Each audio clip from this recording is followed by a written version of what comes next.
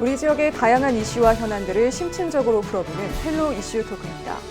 6일 지방선거가 2달여 앞으로 다가왔습니다. 제20대 대통령 선거를 마무리한 여야 정치권은 본격적으로 지방선거 체제에 돌입했는데요. 오늘 이 시간은 홍문표 국회의원과 국민의힘 지방선거 준비 상황 점검해보겠습니다. 의원님 안녕하세요. 네, 안녕하십니까. 네, 어서 오세요. 네. 먼저 대선 얘기부터 해봐야 할 것 같습니다. 네네. 그야말로 초박빙이었는데요. 네네. 무려 득표율 0.73%포인트 격차로 국민의힘 윤석열 후보가 당선이 됐습니다. 네. 특히 의원님께서는 충남 선대위에서 공동 총괄위원장을 맡으셨잖아요. 네. 소회가 좀 남다르실 것 같은데 어떠셨습니까? 아마 역대 대통령 선거에서 이렇게 피를 말리는 아주 초조하고 불안했던 그런 개표 상황은 아마 없었다고 생각이 됩니다. 네. 뭐 우리 특히 충남도에서는 이 보수 정당에서 처음으로 많은 표를 받은 건 사실인데 이제 전국 동향으로 놓고 보면은 참 그 희비가 엇갈리는 시속 게임이 뭐 새벽 3시까지 이루어질 때 아마 많은 우리 국민들이 참으로 초조한 입장에서 피를 말리는 그러한 우리가 시청을 했지 않나. 그러나 이제 결과가 아주 근소한 차이로 이기고 보니까 우리 충청도에서 더 잘했을 걸 하는 아쉬움을 갖고 있는 그런 선거였다는 생각을 갖습니다. 네, 맞습니다. 사실 대선 당일날 많은 분들이 밤잠을 설치셨어요. 뭐 여야 할 것 없이 네. 유권자분들도 그러셨을 텐데 어쨌든 국민의힘이 5년 만에 정권 교체에 성공을 했습니다. 그렇습니다. 당 차원에서 이번 대선 결과 어떻게 좀 평가하고 계십니까? 저희들은 참으로 최선을 다한 것이었는데 국민이 볼 때는 좀 미흡했다. 그래서 앞으로도 우리가 승리는 했지만은 이와 같은 상황이 또 우리에 올 수가 있으니까 더 열심히 평소에 잘해야 되겠다. 그리고 많은 국민들이 원하는 소위 권익 보호를 위한 정책 개발을 해야지 이제는 서로 인신공격이라든지 서로 남의 단점을 이야기하는 것은 득표에 도움이 안 되더라 하는 걸 많이 교훈으로 배운 그런 선거였다고 봅니다. 네, 우리 지역 충남의 경우 아산시를 제외하고 14개의 시군에서 윤석열 당선인이 득표율 1위를 기록했습니다. 네. 이 부분 좀 어떻게 분석하고 계십니까? 뭐 참 이 선거를 하다 보면 뭐 우리가 좋다고 생각했던 것이 나쁠 수도 있는데 우리가 아산에서 성적이 나쁠 줄은 사실 몰랐었어요. 거기 또 우리 훌륭한 의원님들이 계시고 조직이 좀 있었기 때문에 그런데 역시 그 뚜껑을 열고 보니까 아산이 좀 아쉬운 점이 있었고 또 뭐 저희 지역 같은 데는 이 충청권 4개 권역에서 가장 1등한 곳이거든요. 네. 뭐 말이 그렇지 주의 예산 뭐 홍성이라고 해서가 아니라 63% 정도면은 호남에서 몰표받는 그런 상황이었거든요. 그래서 이제는 여기에 더 가중해서 이제 충청권 전체를 좀 다변화된 골고루 표를 받을 수 있는 정책을 좀 개발해야 되겠다. 네. 그런 생각을 갖고 있습니다. 네. 자, 이제 윤석열 당선인이 공약으로 내세웠던 충남 지역 현안들도 좀 탄력을 받지 않을까 이런 지역사회 기대감도 좀 높아지고 있는데요. 우선 공약으로 한 이 현안들 어떤 것들이 있을까요? 제일 먼저는 이제 우리 충청남도하고 충청권 중에서 대전 이 두 곳에 혁신도시가 없었습니다. 네. 그걸 어렵게 우리가 도민들과 또 제가 대표 발의를 해서 혁신도시법이 국회에서 통과가 됐는데 그걸 대통령이 보고를 받으면 보통 1달에서 2달 사이에 결재를 하게 돼 있습니다. 네. 그 결재를 하면은 수도권에 있는 공공기관이 15개에서 20개가 이제 대전과 충남에 각각 내려오는 작업이 들어가야 되는데 그래야 인구도 늘고 물동량과 경제적인 그 가치가 더 배가가 되는데 이걸 지금껏까지 대통령이 안 하고 있어요. 그래서 이제 거기에서 이거는 충청의 홀대 아니냐. 네. 이렇게 우리가 이제 공격을 하는 거고 또 사실이 그렇고 그래서 이거를 이제 윤석열 후보가 듣고 그럼 내가 이번에 대통령이 된다면은 그걸 제일 먼저 충청도 공약으로 하겠다. 이제 이런 것들. 그 다음에 또 뭐 잘 아시는 이 내포 도청이 왔는데 여기에는 이제 종합병원이 없다 보니까 우리가 노인 어르신이나 아이들이 조금만 아파도 도시로 올라가거든요. 그리고 또 교육기관도 좀 많이 부족합니다. 네. 또 스포츠라든지 이런 부분을 좀 강화를 하는데 공약을 한 6가지를 했어요. 네. 그리고 특히 이제 우리 대한민국의 발전의 모델은 서울을 중심해서 전국으로 하향으로 내려가는 구조로 돼 있거든요. 네. 그런데 이제 윤석열 후보께서는 이번 삭교역에서 대전까지 신설 소위 철도, 충남철도를 하나 놔서 네. 대한민국은 이제 위에서 아래로 내려가는 방식의 건설이 아니라 이제 횡단, 중간을 이제 가로지르는 그런 소위 발전이 국가의 선진화로 가는 방법이다. 이래서 모처럼 그 공약을 내세운 것이 아주 이 충청과 대전 간에 많은 표를 얻는 데 도움이 됐다. 네. 이렇게 생각을 합니다. 네. 사실 뭐 혁신도시의 공공기관 이전이라든가 교통망 확충이라든가 어떻게 보면 국가 균형 발전에 좀 초점이 맞춰진 것 같은데요. 네. 차기 정부에서 이 사업들이 추진하는데 좀 탄력을 받을 수 있을까요?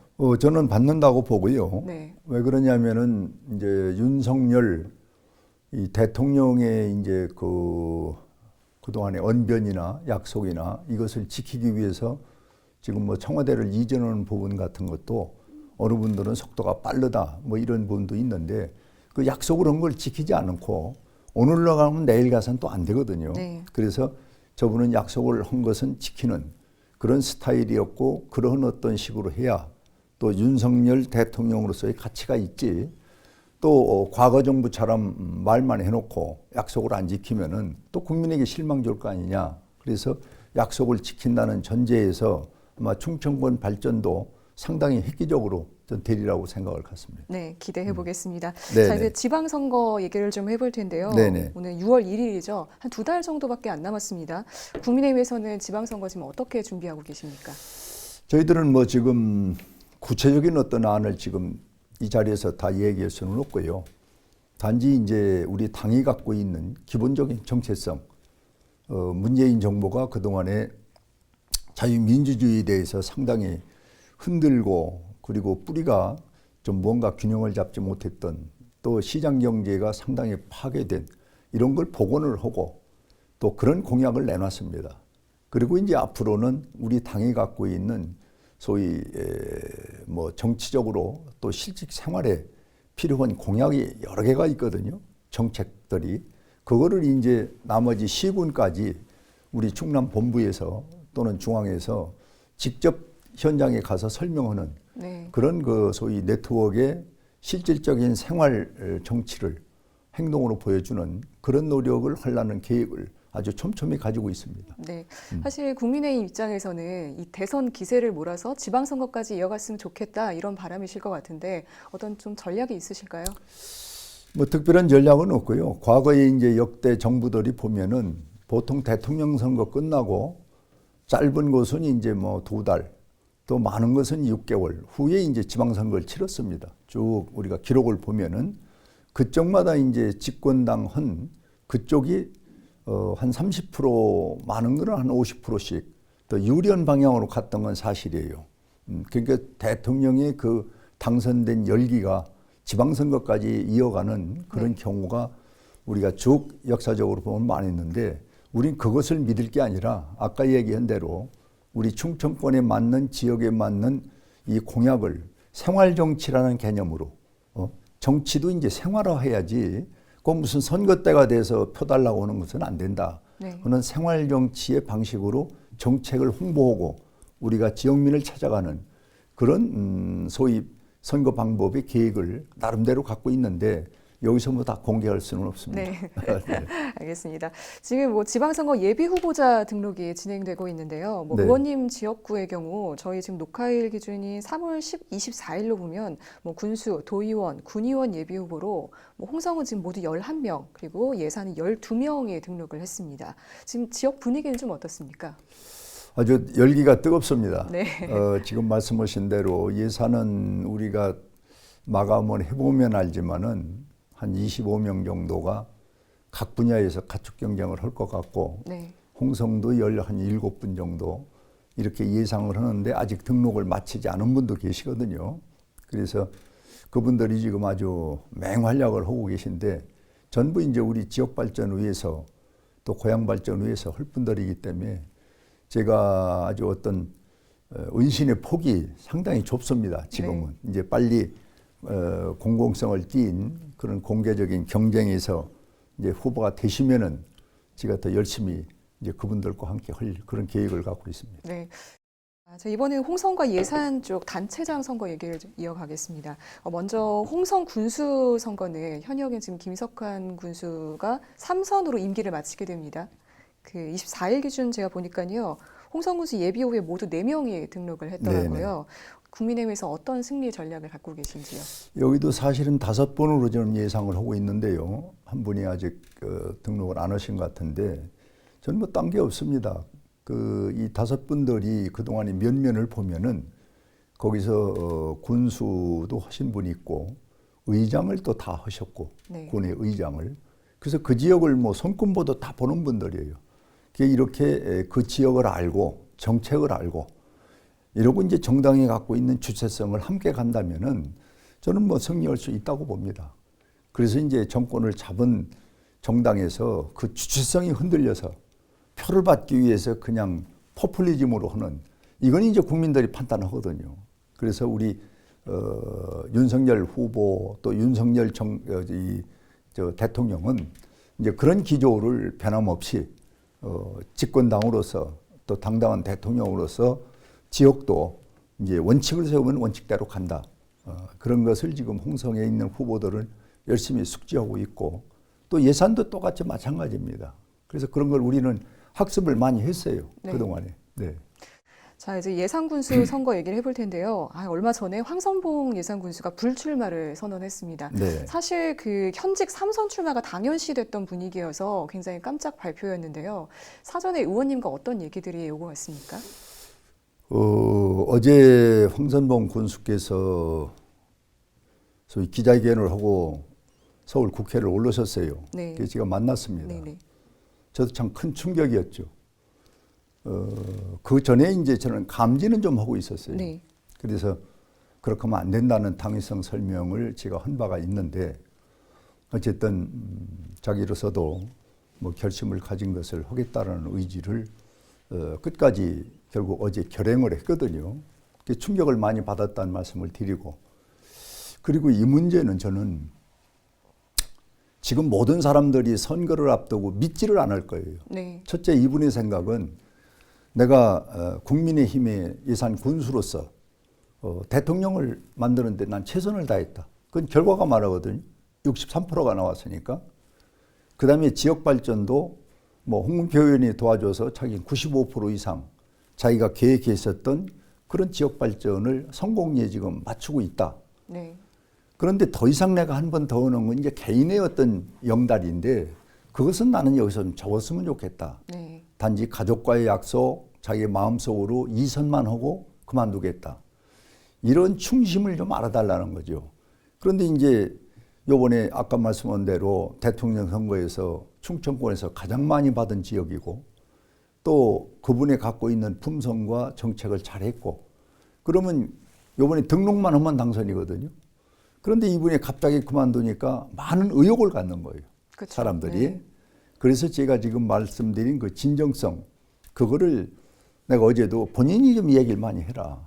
그러나 많은 분들이 선거 때 되면은 있는 거 없는 거 만들어서 당선하려고 애를 쓰는데 당신은 그 좋은 여건에서 자리를 박차고 나는 정치사 3선 출마 불출마한다. 이걸 세상 사람들이 잘 안 믿는다. 네. 그러니 이것은 진정으로 사실로 알리는 데는 시간이 물론 필요하겠지만은 진짜 당신 명예를 위해서도 그렇고 이 시대에 그런 위대한 결정이 어디가 있습니까? 그냥 당선 거의 뭐 90% 되는데 지금 그만둔다는 건 사람들이 믿질 않거든요. 그래서 그러한 그 소신 그리고 정당을 하면서 이렇게 내가 살아왔다. 그리고 이 우리 예산 발전을 위해서 나는 이렇게 했다. 이것을 좀 소상히 얘기를 해주라. 네. 그리고 내가 이제 부탁을 하면서 네. 참 마음속으로는 야 세상에 저런 분도 있나. 그게 참 존경스러운 그런 마음을 가졌다 하는 말씀을 드립니다. 네. 어쨌든 이제 후보군의 지각 변동이 생기면서 지역 네. 정치권도 굉장히 술렁이고 있거든요. 그래서 그런지 다른 지역과 달리 예산 군수 선거 예비 후보에는 아직까지 단 한 명도 등록을 하지 않았어요. 그래서 국민의힘에서도 이제 새로운 인물을 찾느라 분주하실 것 같은데 어떻습니까? 뭐 저희는 오늘 아침에도 많은 전화를 우리 예산 군민들한테 받았죠. 그래서 그분들도 충격이고 나도 충격이다. 그러나 이 상황은 어떤 부정이 있거나 잘못된 데서 이것을 비롯돼서 포기하는 게 아니라 난 당당하게 내가 할 일을 다 했고 그 다음에 욕심은 없다. 이런 지혜롭고 슬기로운 방법으로 우리 다음 사람들에게 내가 갖고 있는 권한을 물려주는 것은 난 자유민주주의 이 선거 풍토에서 진짜 잘한 일이라고 생각한다. 네. 이렇게 많은 분들이 공감을 가져주는 이런 이제 노력이 우리에게 이제 필요하고 여기 이제 공석의 빈자리를 누구로 할 거냐. 그건 당연히 이제 이런 경우에 경선에 지침이 있습니다. 네. 두 분이 나오시면은 세 분이 나오면 거기 뭐 경선 룰을 만들어서 경선의 룰대로 해버리면은 뭐 아무 상관이 없죠. 그럼 우선 단체장 선거의 경우 경선을 원칙대로 실시한다 이런 말씀이신가요? 그렇습니다. 네. 네, 경선이 원칙입니다. 저희 당의 기본이 그래요. 네. 네. 구체적으로 일정은 좀 어떻게 계획하고 계신가요? 일정은 이제 중앙당과 우리 선거관리법에 의해서 진행이 될 거기 때문에 앞으로 오늘이 목요일이죠. 월요일쯤 되면은 모든 플랜이 좀 나올 것 같습니다. 네, 네. 알겠습니다. 또 의원님께 이 질문을 안 드릴 수가 없는데요. 의원님께서는 충남도지사 선거 후보로 꾸준히 거론이 되셨습니다. 물론 예전에는 대선 승리가 우선이다, 지방선거 이후에 그 결정할 문제다 이렇게 말씀하셨는데 지금 어떻게 결정을 하셨습니까? 뭐 아직 결정을 못했고요. 뭐 정치하는 사람이 뭐 이런저런 욕심은 다 있죠.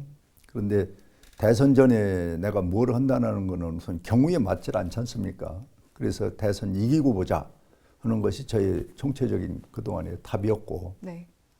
앞으로는 이제 제가 도지사를 출마할 것인지 아니면은 또 뭐 중앙에서 내가 할 일이 있다면은 할 일인지는 저도 이것도 다음 주쯤 되면은 네. 가만 결정을 해야 될 것 같아요. 네, 네.